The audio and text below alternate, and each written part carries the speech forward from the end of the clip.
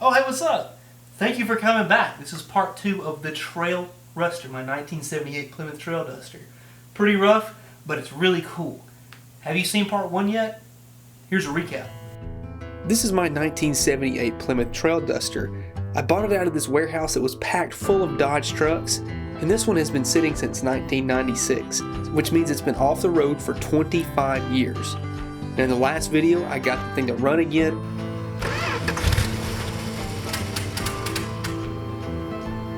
And what I want to do is put it back on the road.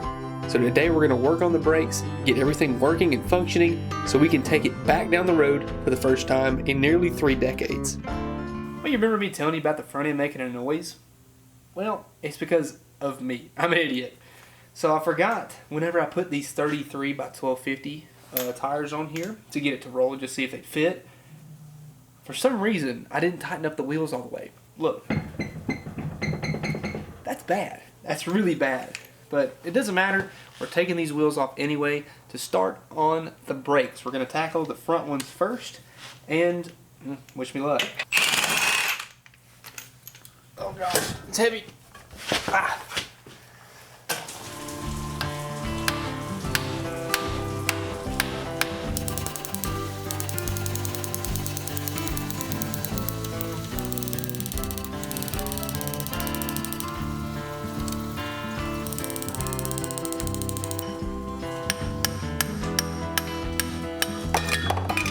Look at that pad right there. That thing was absolutely flat. See how the rear one looked. Rear one was okay, but the front, because this thing was actually really hard to drive, and I had to guess that's why, because this pad had been rubbing that entire time. I mean, look, just from when we've been driving it, these are really, really gouged, and I don't think there will be any hope to resurface. This back side feels pretty smooth. This side, really, really bad.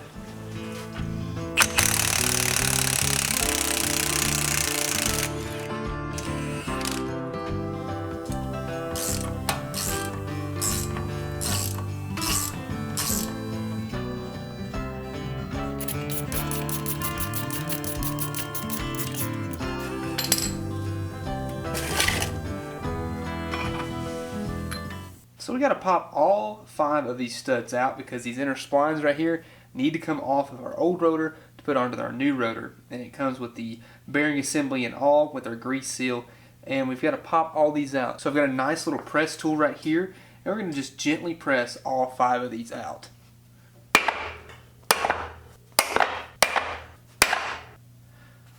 Now we want to remove the inner bearing and race here. And it's got the seal on the back side. I've got this little piece of flat bar stock that I'm going to use to keep it kind of level whenever I hit the actual hub with the hammer here.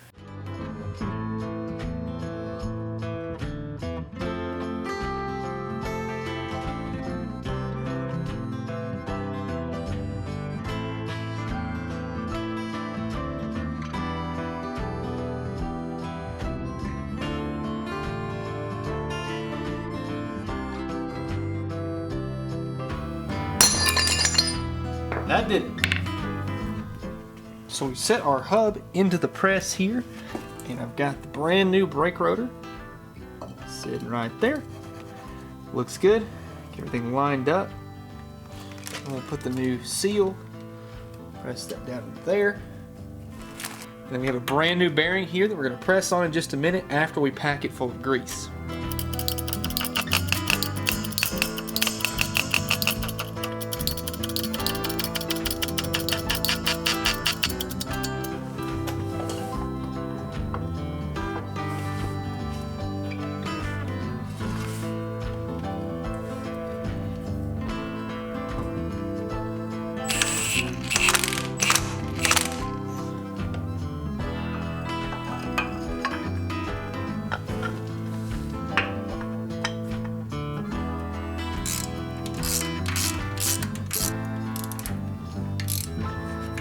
Now here's just a little tip on something to look out for when you're doing your own brakes.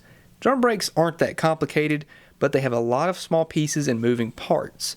And what happens is you have a brake line coming in from the back side, and it bolts into this wheel cylinder.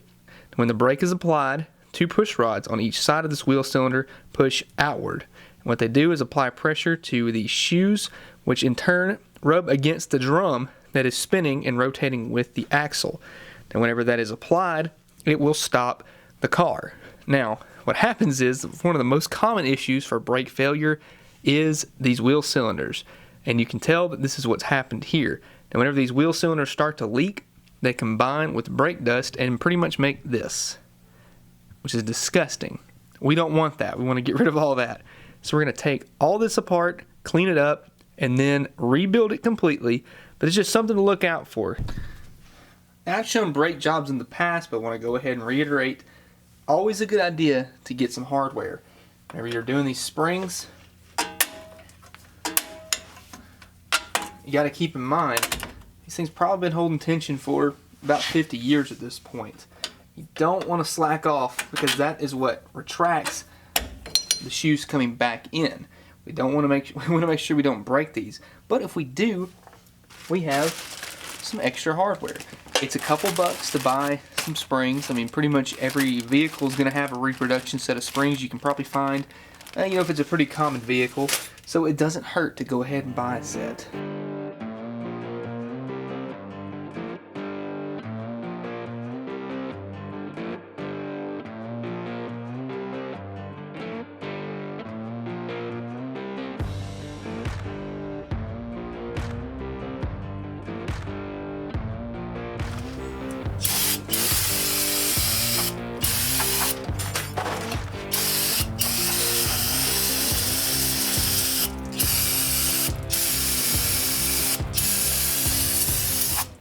And also to keep track of what I remove and in the order I take it off in, I take pictures of the top and bottom as well as lay it out in sort of the relative location that it was when it was on the drum. And the culprit, a dried up and dirty wheel cylinder. In a perfect world, we would replace every moving part, but sometimes that's just not the case. We're going to reuse some springs and some mechanisms, including this brake adjuster. So I'm going to take a screwdriver here and try to loosen it up. All that brake fluid and brake dust just went right down into those threads and gummed it up. And whenever this doesn't work, our brake shoes decide to not adjust anymore. There's no more pressure held against the drum, and our brakes begin to feel soft. So we're going to clean this up, make it look brand new.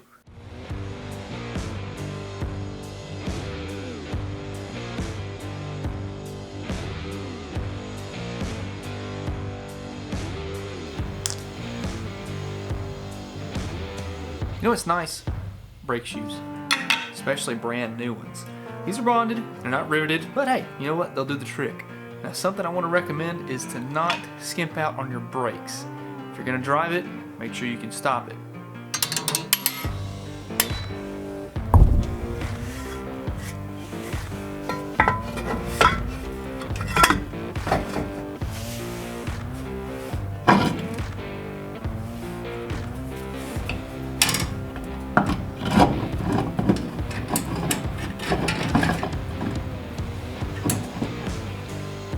Well, a little bit of a mishap just happened there.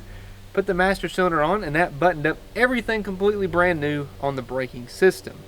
Now, unfortunately, I left off one part, and that was the brake booster, because you can't find those. You had to do like a repair and return situation, and I just didn't have the time to get that sorted out. I went to push the pedal, and nothing happened. The brake booster is frozen solid. You cannot push the pedal, and even if you can, it doesn't want to budge coming back up. So I've come out here to this mid-80s Dodge in the field that is a parts truck. I know that it ran about 1.5 years ago because I was driving down the road and this truck was coasting and it was just revving up. I got out of my car and the guy said, hey, yeah, the truck, I think the transmission's gone. It's full of transmission fluid, but it won't pull anymore.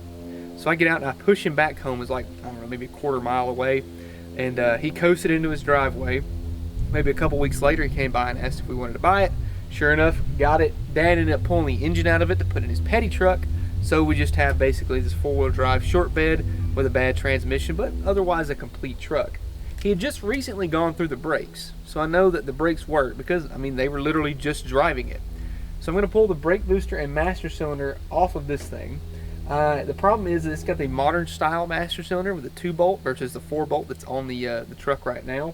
But I'm hoping that the booster is the same. The fittings are the same on the brake lines, so I might have to bend them just a little bit. But hopefully this will work, and if it doesn't, then we'll just have to revisit. Let's get this out of here.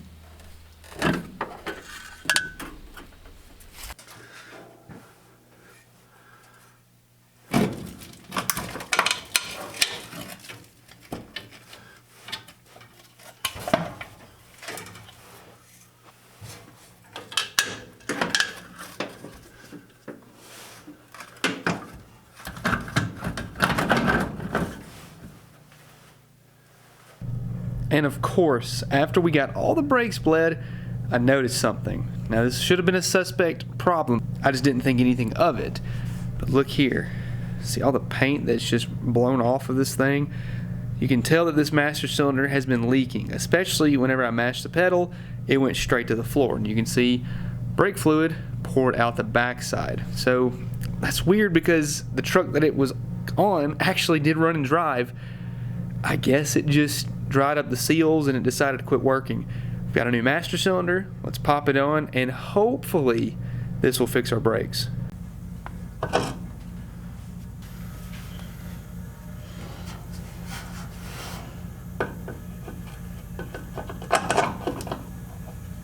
So if you've watched the channel for a while, you know that I'm a pretty big fan of these reproduction 2-barrel carburetors. This is pretty much exactly what came off of the truck right now. These things are pretty good. I think I paid like 80 bucks for this thing.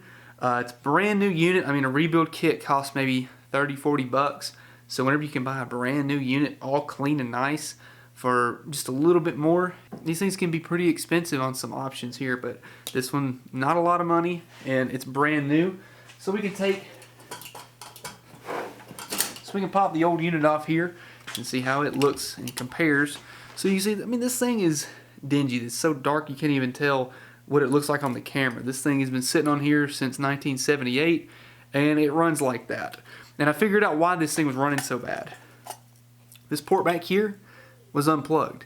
I didn't know it until I was actually getting this thing ready to pull in here. I just happened to catch that. So we're going to plug these ports in the back, use the ones that we need, of course, and get this thing set up properly, get our throttle blades set up, do the floats as well, get the adjustment proper, and see if it'll run better.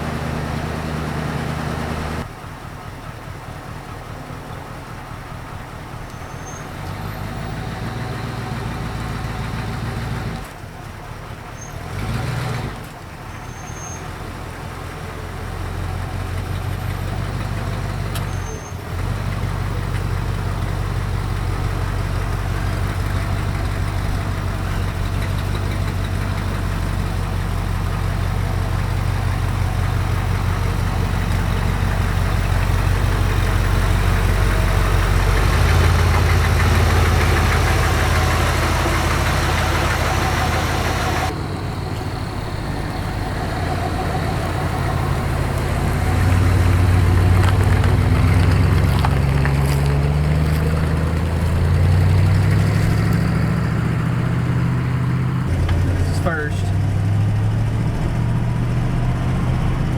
there's second gear. Never drove this truck before on the road at all.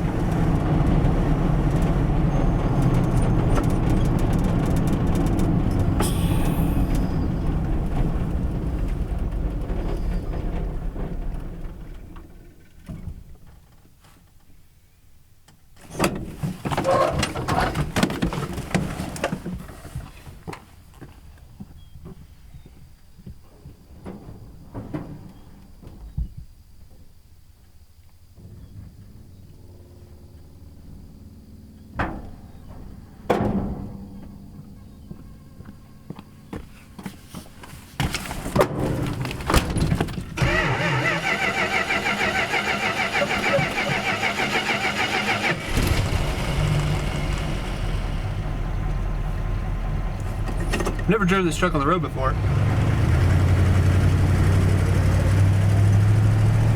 We got first gear, we got second gear.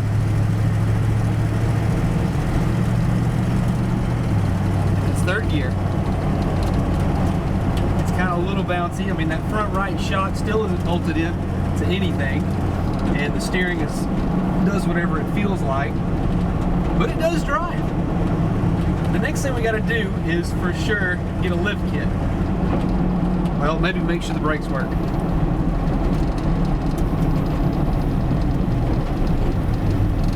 We've come to a complete stop. That's pretty good.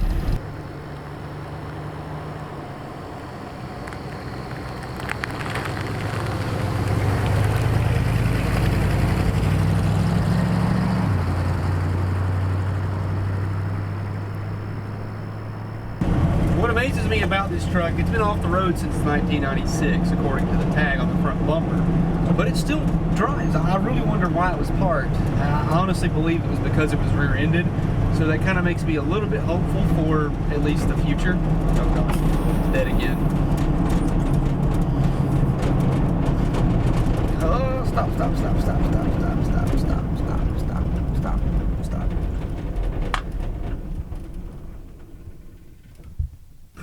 Okay, one more time.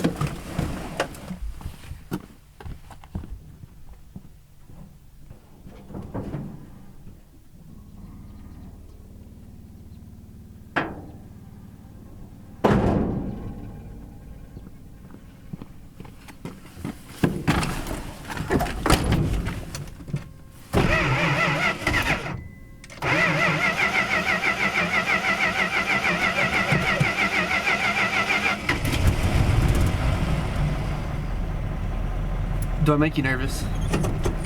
Just a little bit.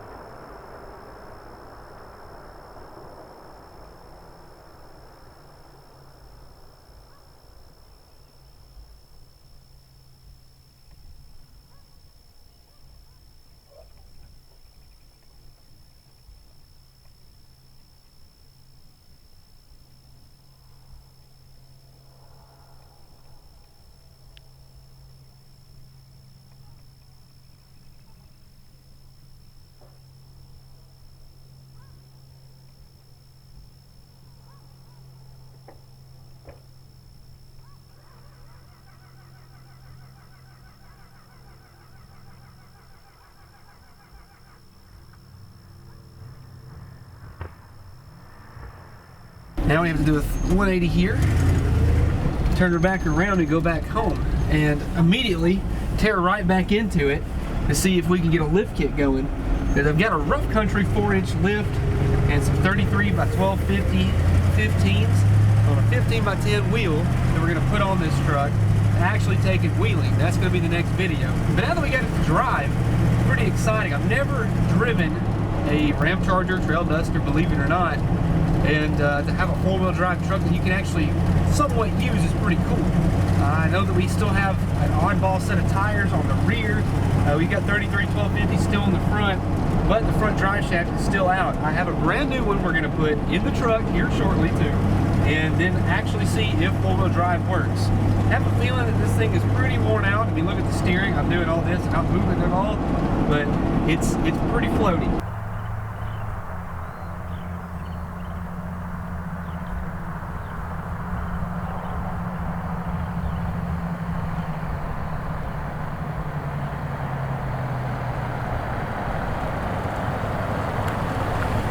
So we had a pretty successful video today. We got the brakes pretty much completely rebuilt.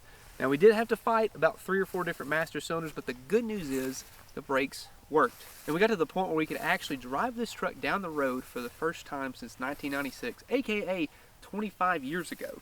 So this thing is going to be pretty awesome. It looks fairly tough right now, but you just wait till you see the next video and what we have planned. We've got new wheels on the way, new tires, 4-inch rough country lift, and Treadwear is going to give us some nice vintage looking tire stickers to put on this truck, and we're going to take it wheeling. We're going to go off-road for the first time probably since it was new. This truck is a little bit too nice for what it looks like as far as how abused it's been. I don't think it's really been ever off-road, to be honest with you, but we're going to put it to the test and see how the old 318 can do and have some fun while we're at it. So if you liked the video, leave a like down below, get a t-shirt, get a sticker, because all the money you spend goes directly back into vehicles like this. You guys are funding putting these trucks and cars back on the road. I'm just doing the work. So I appreciate your support. Thank you so much for watching, and I'll see you in the next one.